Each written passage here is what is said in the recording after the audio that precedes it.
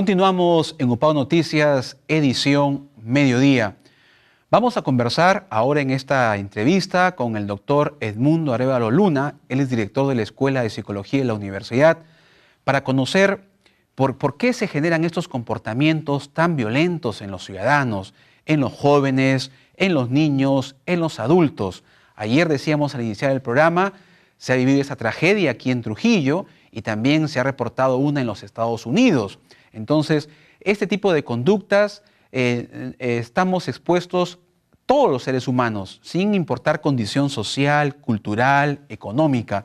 Doctor Edmundo Arévalo, bienvenido a UPAO Noticias. Buenas tardes. Muy buenas tardes, gracias por la invitación, Beto. Sí, queríamos, por favor, para que el público televidente y los internautas tuvieran un mayor alcance desde el punto de vista científico, usted como psicólogo, ¿cómo entender en el siglo XXI estos comportamientos que prácticamente dirían que en lugar de estar evolucionando nuestra especie humana, estamos involucionando, ¿no es cierto? ¿Por qué tanta violencia se genera hoy en día en la sociedad? Creo que es una involución incluso negativa, porque hay involuciones que pueden tener algún efecto positivo. Hay una especie de autodestrucción y de destrucción, que desde el punto de vista del psicoanálisis, pues diríamos que la gente tiende a desarrollar su tánatos, el instinto de muerte, la destrucción, ¿no? Y por otro lado, también esto nos conduce a pensar de que este problema de la violencia no es solamente un tema de nosotros, los peruanos o de Trujillo, es un tema mundial, como muy bien lo acabas de recordar. Igualmente pasa eso en sociedades desarrolladas. Mucho más desarrolladas, Así es. Se supone que son del primer mundo, pero existen definitivamente indicios de que estamos en una etapa donde el ser humano ha perdido el total respeto por la vida. Hay una tendencia muy marcada de destruir producto de su poca tolerancia, y que psicológicamente la violencia no es otra cosa que hacer daño con el fin de imponer la supremacía frente a algo. Estos actos de violencia definitivamente son muy reprochables y que nos deben permitir tener pues una actitud distinta a nivel de todos nosotros. Vivimos en un mundo de violencia, vivimos en una sociedad violenta. No hay mínimamente los principios del respeto al ser humano, a la vida de la persona. Y más aún, si esto es en las personas comunes y corrientes, ¿qué podemos esperar de aquellas personas que están transgrediendo las normas, las reglas de convivencia, como ha ocurrido lamentablemente con estos jóvenes que están internados en este centro de rehabilitación juvenil, ¿no? Correcto. Ahora sentemos, doctor Edmundo Arévalo, ya en este caso específico, lo que ha vivido ayer Trujillo, estos jóvenes. ¿Qué se debe hacer? O sea, cuando un joven está involucrado en actos delictivos, en sicariato, psicológicamente hay la posibilidad de que ellos puedan cambiar ese comportamiento. Mucha gente cuestiona y dice, no, ¿para qué? Si igual van a salir tal vez peor de lo que como ingresaron. Científicamente el comportamiento del ser humano en estos casos vinculados al sicariato, violaciones u otros delitos, ¿se puede resarcir esa conducta, doctor, en el ser humano? Por naturaleza, el ser humano va modificando sus conductas, sus comportamientos sobre la base de las circunstancias que le toca vivir. Un ser humano que ha transgredido normas, bueno, habría que explicar también un poco más desde qué enfoque lo estamos explicando. Yo voy a ser muy honesto al decir que yo tengo un enfoque en lo cual creo que todo ser humano sí tiene potencialidades, para tiene cambiar, capacidades. Es más, todo ser humano tiene cualidades que lamentablemente en el caso de los transgresores siempre se ha visto lo negativo. O sea, yo no estoy diciendo ni estoy avalando ninguna conducta de transgresión, de violencia a la que estos muchachos han podido estar sujetos, pero habría que analizar qué hay detrás de la historia de estas personas. Por lo tanto, y pese a ello, en mi opinión, si es que hubieran políticas de reinserción, políticas de reeducación para estas personas, definitivamente sí es posible que cambien. Yo no pienso, como muchos y tendrán su derecho de pensar de que estas personas ya no pueden cambiar, sí pueden cambiar. Hay ejemplos muy claros en distintas partes del mundo.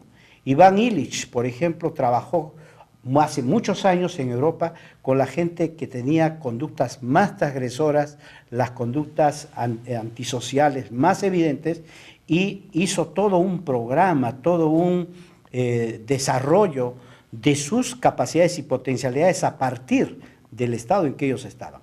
Entonces, en ese sentido, lo que tendríamos que tal vez es reprochar las políticas que no están orientadas apropiadamente a una adecuada reeducación o un reaprendizaje de conductas socialmente aceptables para estos muchachos. Yo vuelvo a decir de que no opino de que todo ser humano que ha delinquido, ha cometido un acto, debe quedar todo el tiempo fulminado. Claro, lo decimos con la emoción, porque como cualquier persona no vamos a aceptar casos como por ejemplo lo que pasó con Jimenita, esa niña de 11 años de bicicletas que se le conoce. Claro, habría que estudiar y analizar. Entonces los programas, los centros penitenciarios, los centros de rehabilitación para niños, para infractores o para jóvenes, debe estar dotado del personal, de especialistas que realmente trabajen. Aquí llama la atención de que en un momento donde se supone ellos estaban haciendo un refrigerio, ¿no es cierto?, ocurre esto que sale en el periódico. No sabemos, pueden haber otras versiones, y sería muy lamentable de lo que se demuestre lo que señalan los familiares de estos jóvenes. Claro, una madre de familia que dice de que su hijo ha muerto porque ha sido atacado a golpes, ¿no?, por personal que custodia este centro de rehabilitación juvenil. Sí, eso sería lamentable, que ocurra eso o que se demuestre aquello. Entonces debería en todo caso replantearse las autoridades, el Poder Judicial tiene con todo el derecho de reestructurar las políticas de reeducación para estas personas. Como psicólogo, doctor Edmundo Arévalo, ¿cuál sería lo primordial, lo elemental que debería de innovarse o implementarse dentro de esas políticas para que estos jóvenes puedan lograr esos comportamientos, cambiar esos comportamientos y reinsertarse en la sociedad? Hay muchos puntos en los que se tiene que trabajar con estas personas, porque psicológicamente ellos ya vienen con una experiencia de vida lastimosamente caótica. Desde niños. Desde niños, desde incluso antes de haber nacido, seguramente en muchos casos, como nos han evidenciado muchas investigaciones, estos chicos generalmente son ausentes de la figura del padre o son chicos que han venido a este mundo en un clima de total violencia, de total indiferencia, con muchos problemas. Entonces, esos modelos de vida que ellos han tenido, se tiene que modificar, se tiene que cambiar.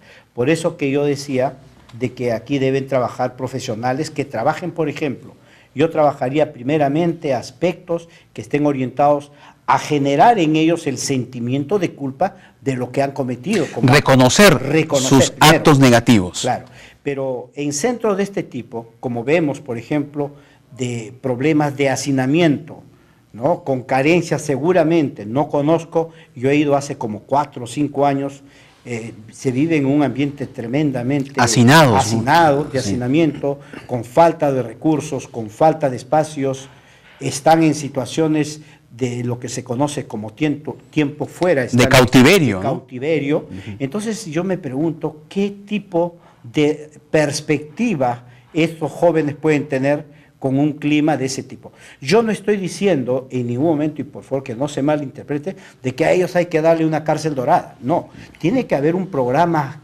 correcto, justo. Por ejemplo, desarrollar desde las 5 o 6 de la mañana una serie de actividades orientadas a desarrollar su cerebro. A disciplinarlos.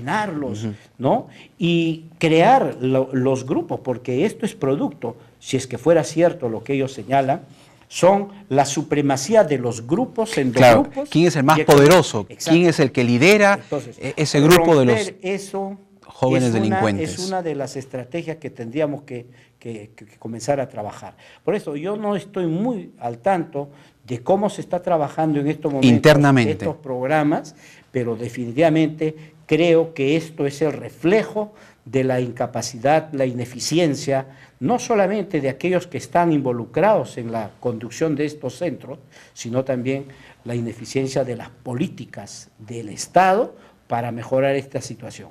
Ya hemos dicho, es un tema muy sensible porque a muchas personas nos afecta tremendamente cuando somos testigos o algunos de nuestros familiares son víctimas de todas las conductas, de toda la delincuencia, de todo lo que estas personas hacen. Pero estamos hablando de jóvenes. Son chicos que están entre los 8, 9 hasta los 18, 20 años. Es verdad que ya ellos han configurado una personalidad delincuente, pero habría que conocer un poco más cómo esto se puede revertir. Justamente hay casos especiales que hemos conocido en la historia de la humanidad, que personas que han delinquido, que han cometido las más atrocidades, finalmente han podido reinventarse, han podido generar en ellos una conducta mucho más prosocial.